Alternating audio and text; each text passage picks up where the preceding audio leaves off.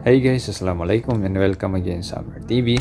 So for today's video guys is I'm gonna teach you how to pay your tax online using your BPI account or BPI mobile banking. So kung meron na kayong account guys sa BPI online banking, so mas maganda guys kasi pwede tayo magbayad through online ng ating taxes sa government. Okay? So for example, na-install na natin yung VPN natin. So, open lang natin guys. Okay. So, wait lang natin. So, ngayon, ito yung makikita natin. So, dito tayo sa More Services. Dito sa pinakaibaba. Ayan. Okay. So, meron tayong makikitang product, services, information. So, dito tayo sa Services. Okay. So, ayan. So, dito tayo sa baba. Okay. So, dito meron tayong makikitang BPI eGov. So, yan yung ise-select natin, yung Pay Now. So, pinutin lang natin itong arrow sa tapat ng Pay Now. So, ito yung lalabas. Okay. So, ayan. BPI eGov. Pay government fees with BPI online. So, ito yung pinakamabilis guys. Hindi na natin kailangan pumunta dun sa bangko. So, makakapagbayad tayo ngayon ng ating taxes. Okay, so dito tayo sa categories. So, ito yung mga billers guys. So, ayan. Meron tayong taxes and finance. So, dito sa baba, marami pa dito. Nakadepende na yan guys. Merong schools. So, kung magbabayad tayo ng tuition sa schools, pwede dito. Okay. So, LGU. Ayan. So, since taxes ang pinag-uusapan natin, so, papasukan natin itong taxes and finance. Okay. So, ayan. Sa taxes and finance, meron tayong makikitang Bureau of Internal Revenue or BIR. So, Insurance Commission, Pag-ibig. Ito, SHFC, SSS. Okay.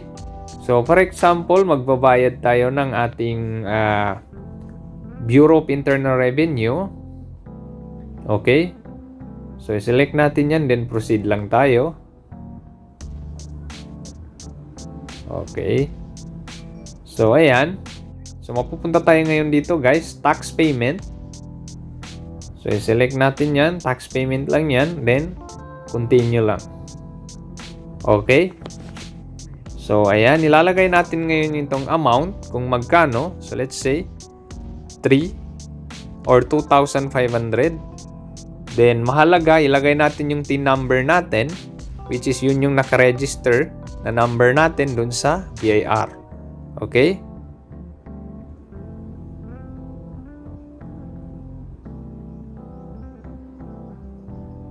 Okay, so ayan.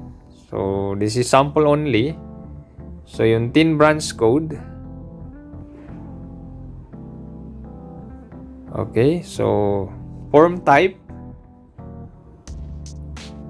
So, hanapin natin dito yung okay, 16. Okay, sana ba yun? Wait lang.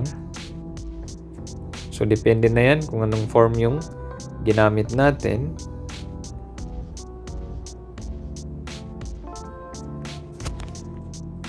Okay, so ayan.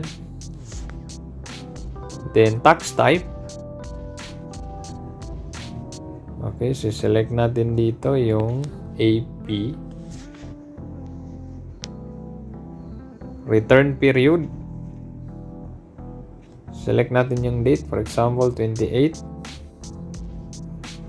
Then, email address natin. So, lahat ng may asterisk dyan, guys, ibig sabihin, mandatory. Kailangan natin lagyan ng details. Kasi hindi tayo makaka-proceed, okay? So, ayan. So, BPI. So, as you can see, land bank yung nakaselect dyan. Okay, so, BPI tayo. Okay. So, ilagay lang natin ito. Ayan. Then, check natin ito. Then, continue lang natin guys. Okay?